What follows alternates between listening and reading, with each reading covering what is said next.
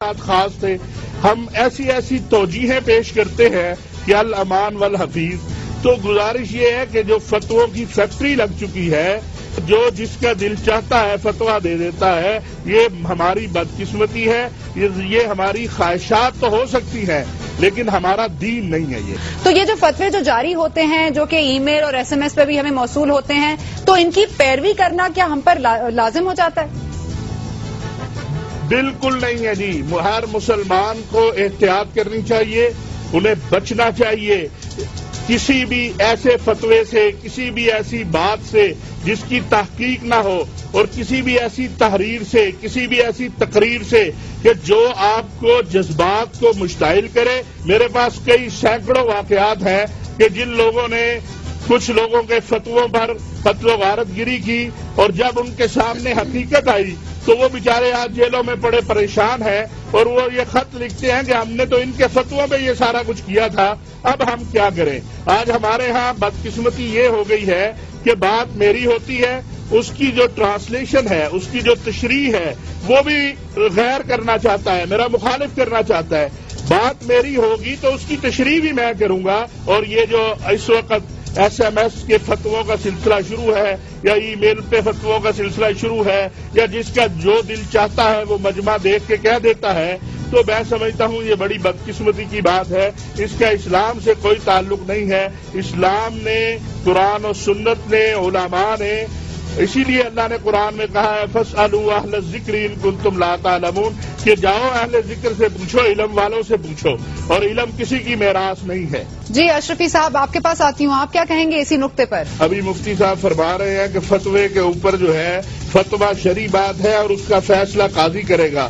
میں بڑی معذرت کے ساتھ مفتی صاحب سے یہ گزارش کروں گا کہ مفتی صاحب جیسے اکابرین جو ہیں، مفتی منیب الرحمان صاحب کی اس ملک میں سے ہے، لوگ ان کو مانتے ہیں، افتاء پہ ان کو عبور ہے، مفتی رفیع عثمانی ہیں، دارالعلوم حقانیہ کوڑا کھٹک ہے، یہ حضرات اس پر کیوں نہیں بولتے؟ اگر یہ قاضی کے پاس معاملہ جانا چاہیے تو پھر کوئی قتل کرے، کوئی اس قسم کے فتوے دے کے کسی کے خلاف سزا تیار کرے، اس کے خلاف بھی تو فتویٰ آنا چاہیے. لیکن ہم یہ ایسا کام نہیں کرتے.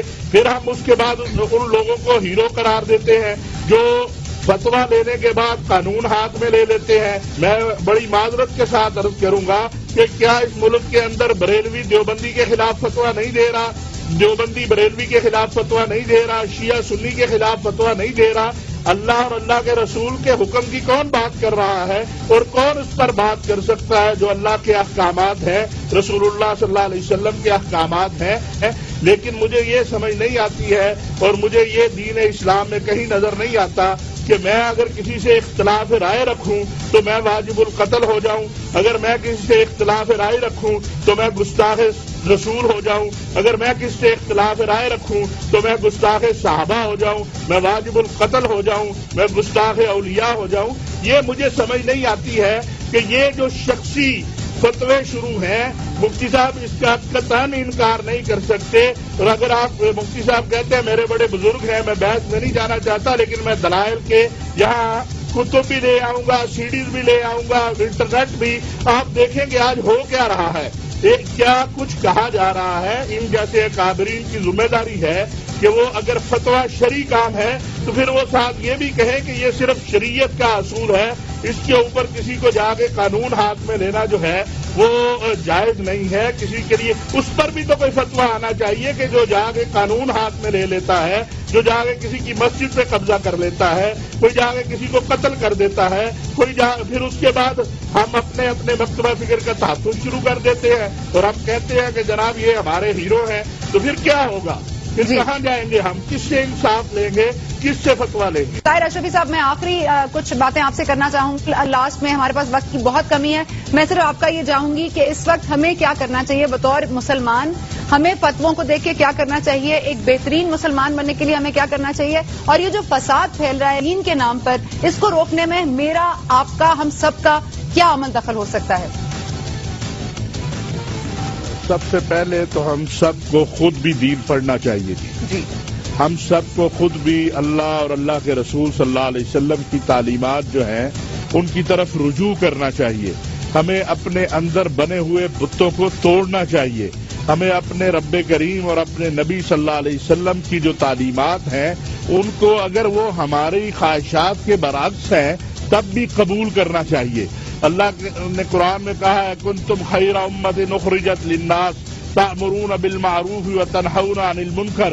تم نے بہترین امت ہو، تمہیں نکلنا ہے، لوگوں کو اچھائی کی طرف ترغیب دینی ہے، برائی سے روکنا ہے. اور برائی کیا ہے یہ ہمیں اللہ اور اللہ کے نبی کی تعلیمات سے لینی ہے. آج کے کسی اسکالر، کسی دانشور، کسی مفتی یا کسی ایسے شخص سے جو اپنی اختراعیں نکال لے، مجھے اس سے نہ دین سیکھنا ہے نہ میرا دین اس کا تقاضا کرتا. ٹھیک ہے، آن دیٹ نوٹ بہت بہت شکریہ آپ کا علامہ طاہر اشرفی صاحب، ہمیں اتنا وقت دینے کے لیے اور ہمیں بتانے کے لیے کہ ہمیں کیا کرنا چاہیے. اور جس طرح سے علامہ طاہر اشرفی صاحب نے خود فرمایا کہ ہمیں اسلامی تعلیمات کو خود سے سمجھنا ہوگا، جس کے لیے ضروری ہے کہ ہم قرآن اور احادیث کا بغور مطالعہ کریں. اسلامی تعلیم اتنی ہی ضروری ہے کہ جتنی دنیاوی تعلیم. آج ہمارے مسائل کی بہت بڑی وجہ یہ ہے کہ ہم نے اپنی سیاست اور مذہب دونوں کو ہی دوسروں کے حوالے کر دیا ہے. لیکن مذہب ہو یا سیاست، بحیثیت قوم ہمیں ان سے لا تعلقی ختم کرنی ہوگی. یہی ہے ہمارے مسائل کا اصل حل.